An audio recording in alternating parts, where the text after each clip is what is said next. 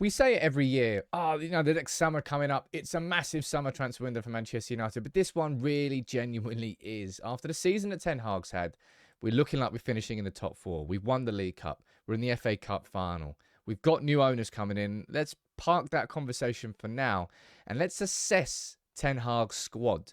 Going into next season, with the current squad that we have and all the players returning from loan, where are the strengths? Where are the weaknesses? Where are the positions that Ten Hag will be looking to strengthen this summer? This isn't about talking what players that we would sign. This is about doing a full analysis of the whole squad and really trying to identify where those weaknesses are and where money can be raised from player sales.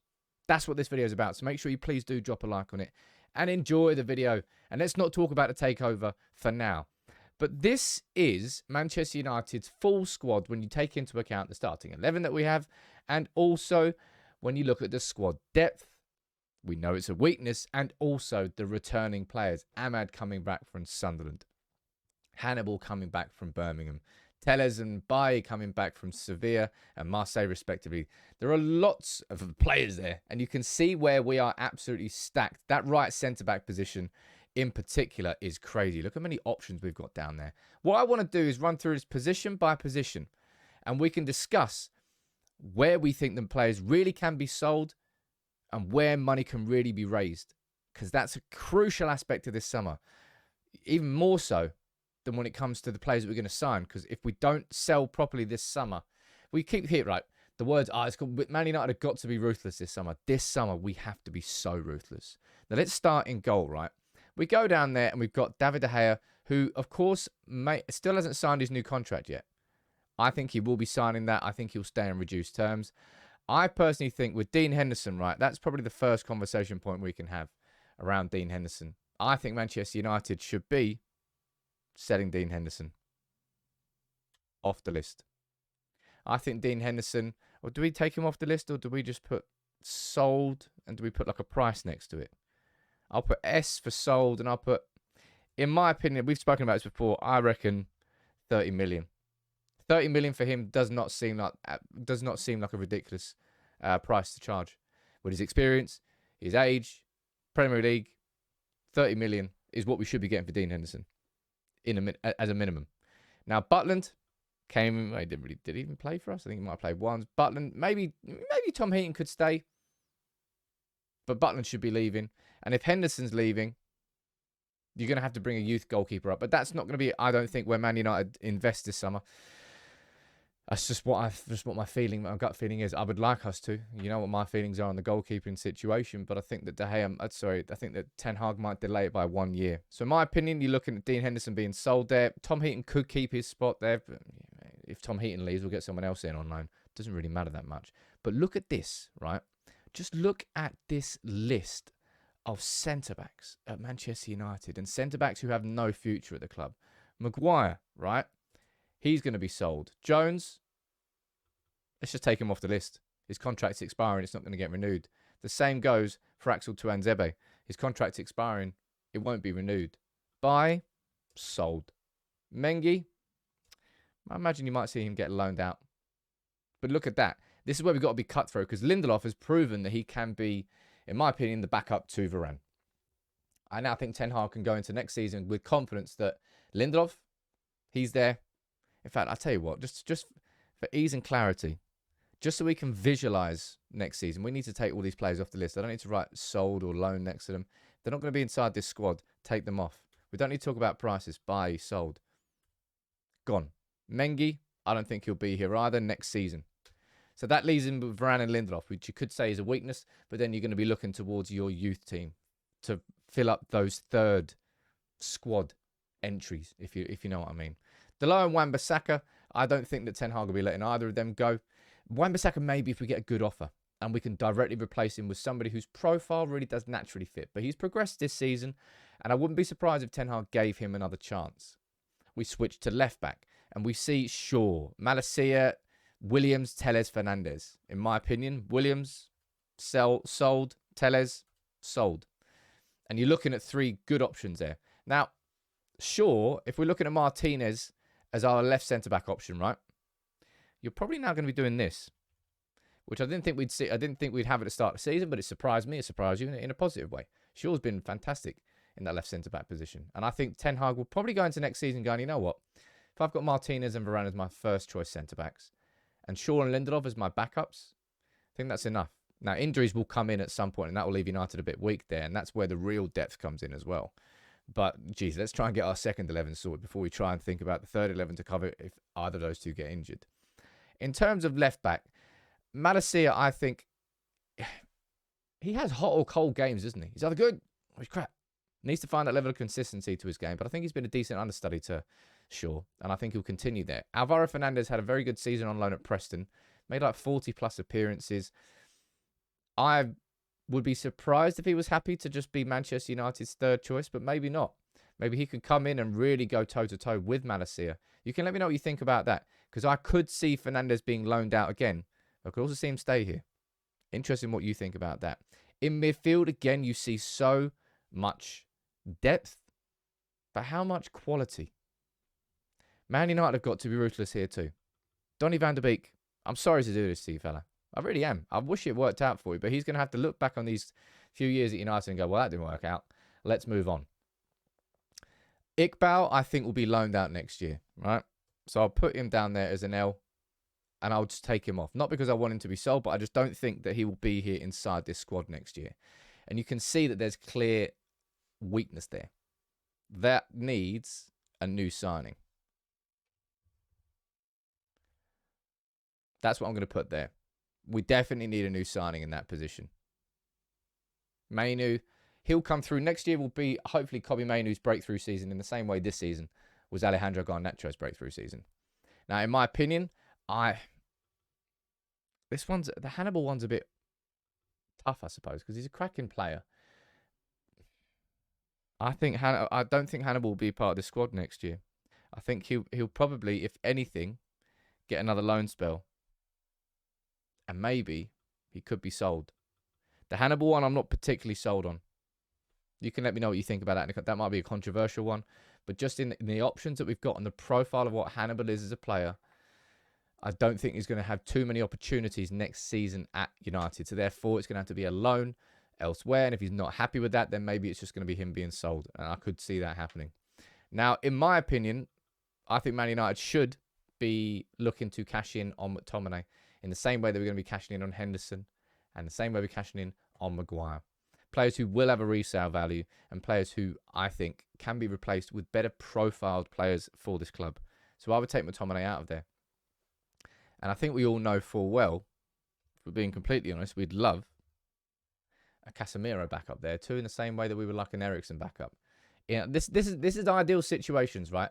I'm not saying that all of this is possible, but I'm saying that when it comes to actually assessing this squad, where the strengths and the weaknesses are, who needs to leave, these are the conversations that Ten Hag will be having. We need new midfielders. If you're going to prioritise one over a backup for Casemiro or a backup for Eriksen, probably Casemiro, because Bruno could drop deeper. Sabitzer could drop deeper if we kept him on a permanent deal. It's tough because we definitely need to strengthen both of them. But that is what see how many players I've just got rid of there. I've culled. In fact, let me try and pull this up on screen here quickly. I'm going to try and get the... Oh, wrong one there. Going to try and get the original list up too. In fact, I can probably just do this. This is what happens when you're doing it live. There we go. Right. This is what the list was originally. Let's get that there. And I've obviously got that in the way. In fact, you can probably do it over here. Nope, that's what that is. Amateur. Amateur. You can see down there the amount I've sort of got rid of already. And how much, look, up front as well. If you're looking at strength in a particular position, I would say right wing is probably where we look most exciting. Anthony, definitely staying at the club. Pellistri, I question whether he's going to be happy enough to stay at the club next year, because I tell you what, Ahmad's got to come in. And any Sunderland fan who was watching would probably say this to me, go, Sam, don't know why any Sunderland fan would be watching, by the way, would probably be putting Ahmad down in that role there and saying that he's actually played there just as much as he's played on the right wing. I know he's down as a right wing at the start of the season, but he's drifted inside a lot. So maybe he could be kind of different type of player to Bruno, but somebody who could be down there as a backup. I don't think Shoretire. I think Shoretire. I don't think he'll be sold next year, but I think another loan spell. I don't see how he breaks through into this team. Not in any position, really. Oh, dear. This is all going wrong. Oh, my word. Trying to do this whilst recording is really quite difficult. Right, Ahmed, you're staying there. Shoretire and Mason Greenwood. I really, really hope that this isn't a conversation that we need to have. And I'm looking at those options there. If Man United can have those three options on the right wing next season, Anthony, Pellistri and Ahmed, we've got enough quality there and strength in depth. I'll probably take Ahmed. I know that Ahmed can play there, but just out of interest, I'll make it cleaner. I'll take him out of those positions. And Sabitzer, you know what I think about Sabitzer. I think that'll be a smart signing for United. Somebody who is clearly going to cost in the region of about 20-25 million euros. He is a good squad player, can play across multiple positions, happy enough to play on the bench, and that's important as well. You could have the greatest starting 11 in the world and the greatest bench in the world, but if your bench is just pissed off and angry, you're not going to have a happy squad. So it's about finding the players who are at certain levels of their careers who are good enough to be in your squad. Maybe not good enough to start for you, but good enough to come in as a replacement. It's a delicate balance. I think Sabitzer ticks all those boxes perfectly. Now, on the left wing, I think there's only one change you really make here. Unfortunately for Anthony Elanga, that's him being sold. I don't see Anthony Elanga having a future at this club. He's not technically gifted enough compared to the likes of, Rashford, Sancho and Garnacho. Three options there on the left-hand side. I don't know who's... Rashford down there is obviously your main starter, but Garnacho's just signed a new contract and he will want to be playing week in, week out for United. Real strength in depth there. Sancho, you can say, plays across the number. There's real versatility in these attackers, right? Real versatility in those attackers. And I think we've got some real depth there. Some genuine depth that I think Ten Hag will actually be happy with. However, when you go up front, this is where you come into the big issue with Manchester United's attack. And we know full well that we are signing a new striker. That is the number one priority for Manchester United this summer. Now, you might argue that a midfielder would be equally as much of a priority for the club, but I think Ten Hag will be looking at a striker as his main priority. And in my opinion, and I've done this before, and Weghorst came in and did a job for us, right? I think he's done that job now. I don't see him staying here next season. I thought if he proved himself to be good enough, he could have earned a short-term deal, but I think he's proven himself to have reached a limit, and I don't think he'll be here next year. Now, Martial, in my opinion, Manchester United should be moving him on this summer. In the same way we're moving on Henderson, Maguire, McTominay, and Martial, and Van der Beek, and Telles, and Bailly. Now, it might be too much to do in one summer, but you can see how drastically weak that leaves us up front. You would probably go then put, I don't know, maybe Rashford down as a backup there. Given how many options we've got there on the left-hand side, you can play Garnacho or Sancho there and play Rashford through the middle, which is what he's been doing this season. So maybe Rashford becomes a bit of an alternative there. And maybe, and I've seen this argue before, and I can't really argue against it, two new strikers. One who is a firm first choice, but one who is also a bit of a backup.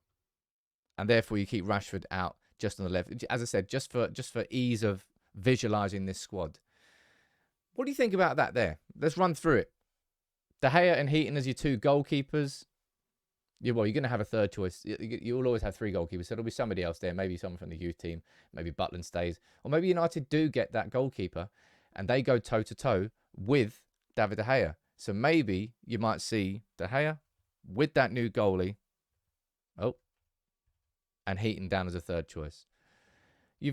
We've obviously got some concerns about what happens if players get injured, but you've got a starting 11 there and you've got backups there in defence. Lindelof and Shaw have really shown themselves to be very well. They've shown themselves to be class there. Better than I think we all thought they could have been, but still a bit of a weakness-ish. Certainly left whenever you take Martinez out, my God. Midfield, of course. I've taken McTominay out of here. I've taken Van der Beek. I've taken Hannibal Mejbri out. I've sold a few and I've got rid of a few. Is that enough? It would be enough strength in depth if Man United got a Casemiro backup And if we got another version of Eriksen, that would be enough strength in depth. Will we get both of those in the same summer, though? And if we don't, who do you prioritise? These are the sorts of questions that Man United should be having behind, and Man United clearly have been having behind the scenes and will have been, in terms of what do we need to do in the summer. In terms of attack, that's where I think we're pretty sound. Left wing, I'm fine. 3 great options: Rashford, Sancho, and Garnacho. Excellent. Right wing options: Anthony, Pellistri, and Ahmad. If we can keep all those 3 at the club and happy, we've got options there. Different profiles, but good options. And Bruno, Sabitzer is a player who can play across the midfield positions, but Bruno's proven his whole career you can rely on him every single week. Don't know how he does it, don't know what he eats, don't know what he drinks, but he's built differently to the rest of them. So to find we've been linked with James Maddison, for example, but the idea of spending 40 million on a Bruno backup who's literally going to be a backup all season, you're going to have to just sit there and look at Bruno play. I'm not sure we should be spending that much, but you can see where the big glare. I've taken Martial and I've sold him. I've taken Weghorst and I've let his loan contract expire, and I'm not going to renew it in this squad. That's the gaping hole, and arguably with more than one striker. Now, you can let me know what you think about that in the comments below. I wanted to run through it. Thought it was an excellent article that was first released by The Athletic, and that's my take on it, where the strengths and the weaknesses are. If I'm looking at the big, right, if I go here, there's one final thing here. Let me just get rid of that. If I go for my main strengths of this squad, I would say are there.